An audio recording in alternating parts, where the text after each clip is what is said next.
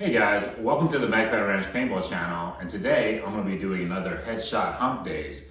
But before I get into it guys, subscribe to the channel, smash that like button, right? And of course turn on your notification bell about obviously, when I post new content. And lastly, share and comment at the end of this video, okay? But today's topic for headshot hump days guys is optics. And of course, how can we use optics to maximize our accuracy, right?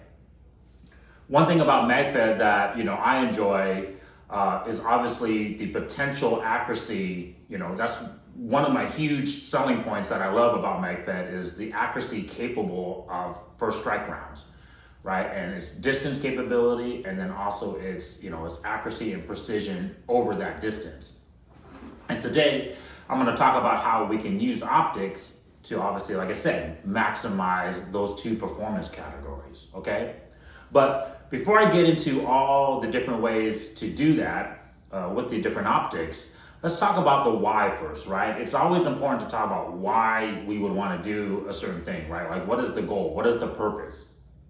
And first off, the main thing that we have to talk about is using first strike rounds, right? Because if we're talking about normal round ball, you're not going to get that accuracy and precision not only over a longer distance, but you're not going to even really get that accuracy and precision at what we would consider normal round ball distances, right? Of let's say maximum 40 to 50 yards, right? Even at 20 yards, let's be honest, round ball is not going to be precise or as accurate as a first strike round will be. But let's talk about the why using first strike rounds, because we got to start with that context of using a round that has the capability to actually take the optics, obviously performance into effect, right? Because otherwise, round ball is not going to use the optics capabilities, to its utmost level. Okay, so why? First off, I can think off my head is that first strikes are expensive, right? When you talk about first strike rounds, we're talking minimum 40 cents a round, upwards 50 cents a round potentially, if you buy it bulk or if you buy it just in a small pack. So the cost, and so if you're more accurate, you're more precise with your first strike rounds, you don't have to fire as many shots. It will take less shots for you to fire, to eliminate your opposition. So that will save you in the long run, right? So cost is a huge thing to consider. The other thing, of course, is going to be performance. I think performance to me, if I had to put which one is more important, I think performance is to me is more important because when we talk about MAGFED guys in general, it's not a cheap sport, right? The markers that work well, the markers that actually can take first strike rounds and fire first strike rounds reliably and effectively, they're not inexpensive, right? We're talking $500, $600 starting price.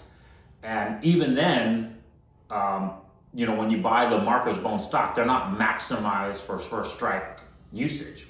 Okay, so performance, right? And so I think that outweighs cost because you're looking to get that performance if you're a MAGFED player, right?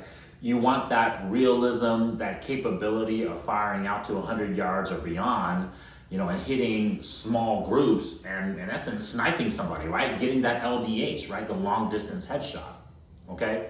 So to me, those are the two big whys, right? Is performance and cost, okay? Now let's get into now how we can maximize those the performance to save costs, right, and get the best accuracy and precision out of our MAGFED markers using first strike rounds. Okay, I have some different examples for you guys here. In essence, 4 different examples. We have just kind of your your red dot setup with no magnification. We have a crossbow variable speed scope. This one, you can dial in the speed to the feet per second of the first strike round. And so that way it follows very closely to the trajectory of a first strike round.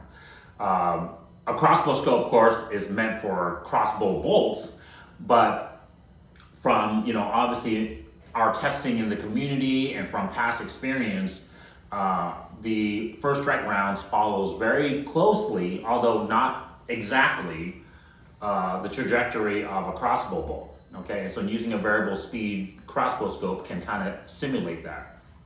And then of course, lastly, I have a combination here. I have a fixed crossbow scope. Once again, the theory is still the same with the variable speed. And then also I have a 45-degree mount red dot. So you have kind of the best of both worlds combined into one setup, okay? Real quick, when you're using a fixed crossbow scope, you want to make sure that the speed at which it was tested at and rated at is close to the feet per second of the first strike rounds, right? Or the marker, I guess, that you're using. Okay, so if you're setting up your marker at 280, 290 feet per second, you want to dial in your crossbow scopes at that right feet per second. Okay, first thing we need to talk about when it comes to optics is the rise. Okay, so a lot of you guys know that's played MAGFED, and of course this video and this information is for those that are new to the sport or don't know much about it as well too. Just getting into it is when you use an optic with your MAGFED marker, you're not going to be able to see the reticle or the red dot because the goggles that you wear, okay? Because when you wear the goggles, not only do you have, as you can see here, the buttstock with the air tank, it makes the buttstock sit a little higher. So that's gonna push your face up a little higher. And then also the goggles surface, when you go and put your cheek weld onto your buttstock, because of the goggles being there, it's gonna push up your face up a little more as well.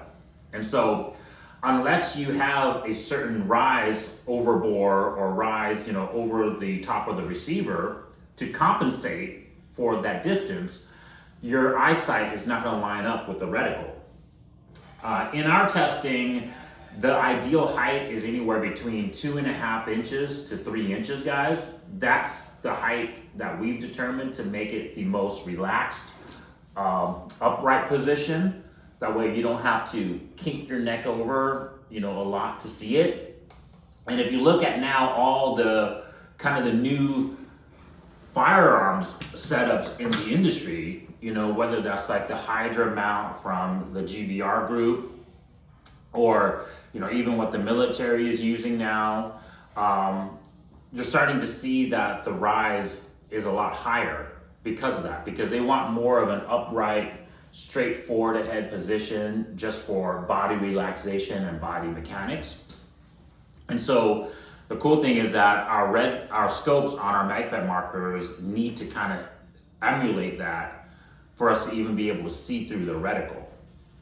Now, this setup I wanted to show you guys because you can use the carry handle setup on your marker if it's like a T15 or an M17, or really any MAGFED marker that has a top Picatinny rail on the receiver. You can use a carry handle setup, and that carry handle setup is fairly close to the distance necessary for the rise. Now, you still would have to kink your head over slightly. It's not terrible. It's not like super bent over, but it's still not ideal as the 2.5 to 3 inch rise. I believe this is about a 2 inch rise. Okay, so it's kind of just right there. Okay, so that's the first thing you got to be aware of, is you're going to have some type of rise overboard. Now, last thing I'll touch about that is that we recommend using an FSR, like adjustable riser like we have here. They serve the dual purpose of not only being able to give you that distance that you need, but also, the capability to, change your different holds at the further distances especially when you start getting to the 100-yard distances and beyond, it can give you those holds. Whereas if you just use a setup like this where it's fixed, this is typically good out to about 40 to 50 yards. But at 60 yards and beyond, you're starting to lose the sight picture, right? Like you're literally aiming so much above your target that it's no longer in the optics, window of view. Okay, so that's kind of the dual benefit of using an adjustable riser. Okay, so that's the rise. So let's talk about red dots first and how you can increase the accuracy with that type of optic. So the good thing about red dots is that it's fast, right? Once it's zeroed in, and guys, let me know what zeros you guys use out there. We recommend a 20-yard zero. Check out my last video where I explained why we do that. I think that was our last headshot Humpdays video, but 20 yards is what we set it at. But regardless of what you set it at, as long as you set it at that distance, and then of course learn the different holds, you'll be squared away, right? You'll know what to aim for at the different distances. But yes, the red dot, nice thing about that is it's super accurate. At 20 yards, any one of these markers, if you zero them in correctly, you should be able to expect a 2-inch group on average with first strike rounds. Okay, now this is kind of a different topic. I'll shoot that maybe in a different video, but match grading your FSR will ensure that 2-inch groups or less. But I would say on average, you should be able to get at least a 3-inch. Maybe if the first strike rounds are so inconsistent, maybe it'll go to 4 inches at 20 yards. But like I said, first strike rounds should be fairly accurate. The way I look at it, when you're zeroing your 20-yard zero, it's like a standard MOA rating for a combat rifle, right? So like most just basic military grade ARs should be able to shoot a 4 MOA or less at 100 yards. And so for MAGFED markers using first strike rounds, you should be able to get a 3 or 4 MOA at 20 yards. Okay, so that's the way I kind of judge it if your first strike rounds are accurate and zero correctly. But like I said, if you're using match grade ammo, you're using rifle barrels, and your optic is zero correctly, you should be able to get 2 inches or less MOA. Okay, right. So yeah, so red dots. I mean, we talk about snap shooting in paintball, but I think with the longer distances, and of course, like I said, I think you're capable of practicing and learning that with the MAGFED as well too. But I think the red dot, and I would love to shoot a video to show this to you guys, but I think a red dot will increase that first hit factor at the closer distances, right? When we're talking 20 yards or in, or maybe 30 yards or in. The problem with the red dot is after about 30 yards, we start getting into 40 yards and beyond. The trajectory of the first strike round is, of course, it's going to require a higher uphold, right? It's going to require an incline in your hold to hit. For example, if I'm using this crossbow scope's reticle, a 20-yard zero flat would be roughly here, okay? But a 40-yard hold is about here, okay? And so it's not much, but it's enough to, like I said, throw your line of sight off slightly, so that way it might not get that first hit probability as high as you would like it. So with the with the red dots on a carry handle like this, you're gonna really have to kind of learn what that holdover is going to be. Is that a certain distance above your opposition's head or body to get that 40-yard and above distance? Whereas if you were going to use an adjustable riser with the red dot, like this example here, you can click it down a couple clicks. Usually I found it's about 2 to 3 clicks to achieve that 40-yard hold. And so if you know that your opponent's at about 40 yards, you can use that hold. But without it, like I was saying, you're gonna just kind of have to kind of, learn what that hold is. So yes, red dots has its place. I think it's still gonna perform better than using no sights at all. Obviously, backup iron sights, in the game is just for looks. Because like I was telling you, with the goggles, you're not gonna be able to see the backup iron sights because they're too low, okay? Let's talk about the crossbow scopes now. Now, I think the crossbow scopes is the way to go. One of the things that you have to realize though with the crossbow scope, or even like a Karmatech Supremacy scope that's designed for first strike use, it's not an LPVO, meaning that you're not really changing the magnification from short distances to long distances. Can you do that? Yes, you can. But the problem is, because the crossbow scopes are set for a certain feet per second, unlike an LPVO for a real firearm, if you change the magnification on the crossbow scopes, you're going to change the trajectory flight pattern that the reticle is using for the first strike rounds, because the FPS is related to that, right? So if your marker is set at 280 feet per second and then you go change the magnification higher, that's going to be setting the scope at a higher feet per second as well. And so now it's not going to correlate with the trajectory curve of the first strike round. So keep that in mind. In essence, unfortunately, even though the crossbow scopes are variable speed, it's meant to be just set at one speed, okay? But once you set it at that speed, it will have a certain magnification, which I find, guys, is usually right about 2.5 times magnification for the majority of the crossbow scopes. And that gives you an advantage, right? One, that gives you a really more clear sight picture, target acquisition at longer distances, especially at the distances we normally engage in paintball, right? I mean, paintball, I would say we typically don't engage targets past 100 yards. So from CQB ranges out to 100 yards, a 2.5 magnification is pretty much all you need to effectively see your target, engage the target, and make accurate hits out to those targets.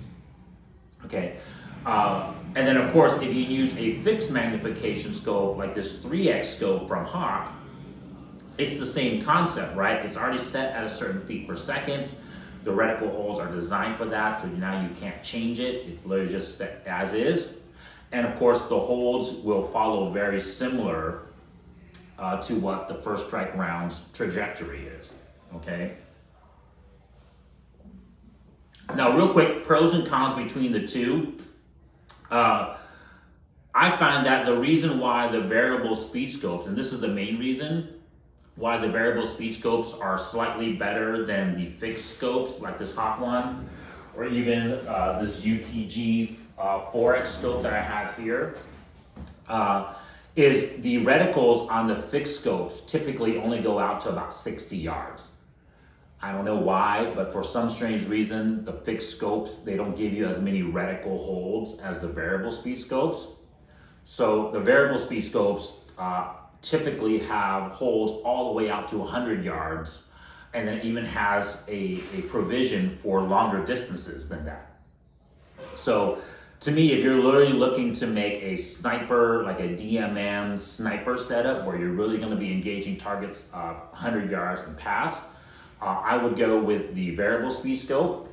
If you're gonna be making more of a combination assaulter slash DMM setup, or a GPM, right, like a general purpose marker where it's good for all different distances, that's kind of why I have it on our MR4A1 setup here, because it's a 14-inch barrel. It's kind of a overall good length, good size for a, just kind of a general purpose marker. You can use it for CQB. You can use it to engage targets at long distances. It's really accurate out to 100 yards, more so compared to the shorter 10-inch barrels or less. And so having a fixed scope, a magnified scope, kind of increases that probability at the younger yards. But unfortunately, like I was telling you, this one only has reticle holds out to 60 yards, okay? And that's also the reason why, because we were talking about red dots earlier, that's also the reason why I have a 45-degree red dot on it as well, because now you can engage the targets at CQB distances with the red dot, right? Or another cool thing you can do, just like real firearms, this is the reason why this setup has been so popular with our military and obviously, live, shooters, right? Like action shooting, is that let's say you have a target at 20 yards, 30 yards, and you're engaging it with the red dot, and then now you have a target out to 60 yards or 70 yards, right? All you have to do is just flip it over, right? You've already kind of identified the target at 60 yards. Now you can just flip it over, use your reticle for the 60-yard hold, 50-yard hold, and engage your target. So we talk about accuracy. One thing we didn't discuss, I should have brought up, is speed, right? Efficiency at which you can engage your target. The optics are going to be able to help you engage your targets that much faster, right? Instead of having to kind of just, gauge where my hold is gonna be, take a couple test shots, or maybe having to fire a lot of rounds, once again, right? Saving costs, right? Having to fire a bunch of rounds to kind of walk the rounds onto your target. You can be pretty safe bet that if your holds are correct, which if you zeroed and tested your marker, if your holds are correct, you're gonna be able to hit that target with one shot, maybe two at the most, okay? So efficiency, speed, performance, that's gonna be a huge reason why you want to use optics. Now, let's talk about the reticle holds with a longer distance, right? So if we're gonna use the reticle holds, out to 80 yards or 100 yards, be aware that any of the crossbow scopes, once again, they imitate the trajectory of a crossbow bolt. And because the crossbow bolt has more weight to it, has more mass to it, it maintains its momentum, it maintains its speed over a longer distance of time. And so that first strike round is going to lose speed, it's going to lose its momentum at the further distances. So just be aware that the holds are usually typically good out to about 40 to 50 yards, are pretty accurate, but from 60 and beyond, your holds are gonna have to be a little bit higher than what the crossbow scope's reticle is saying that distance is. In our testing, I've seen that the 60-yard shot requires about a 70-ish, maybe at most 75-ish hold. And then the 80-yard distance shot requires like a 95-ish to 100-yard reticle hold. Okay, guys? And of course, like I said, you can play with the FSR, adjustable riser as well too, to kind of maximize your holds if you know the distances, right? So that way you don't have to use the reticle holds. You can actually use, your center 20-yard hold if you adjust the riser correctly, and then you can just put it right dead center on the reticle, your target. But that's why the reticle scopes, the crossbow scopes, are so much faster than the red dots, is because you don't have to play around with the FSR adjustable riser. You can literally engage targets out to, I would say 80 yards, maybe up to 90 yards very accurately without having to make another adjustment. You can literally just go from 20 to 40 to 60 to 80, right? And just bam, you can engage targets at all the different distances without having to make adjustments. And in a game, when you're trying to eliminate targets that might be moving, right? Or you need to just eliminate targets fast to help your team and accurate, well-placed shots, that could be a huge game changer. That could be a huge advantage. And I think that's where optics, especially the crossbow scopes, are going to come into play. I personally think we should be rocking this setup, right? Crossbow scope with some type of 45-degree, so that way you get the best of both worlds. And I would love to see, like I said, MAGFED, once we dial in a gameplay, testing these setups to see what is the most efficient, best performing, best performing setup. It gives you guys the best advantage out there on the field. Okay. One thing before I end this video is another thing we need to talk about, but I'll shoot that in a different video, is the barrels.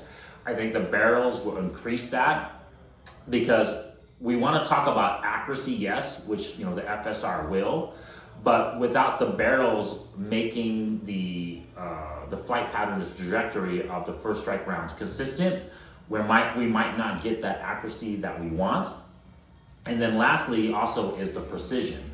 Right, those are two different things. Guys, go check out that video where I shoot about what the difference between accuracy and precision is. And without the marker being set up perfectly right, and without using first strike rounds, you're not going to get both that accuracy and precision. Okay, but hey guys, thanks for watching the video. What do you guys think? Do you guys use optics out there? Do you want to see more optics being used? Do you want to see gameplay pushing more towards the capability of using optics, namely first strike round usage? I'd love to hear your guys' thoughts and comments. Guys, thank you so much. Check you guys next time. Peace.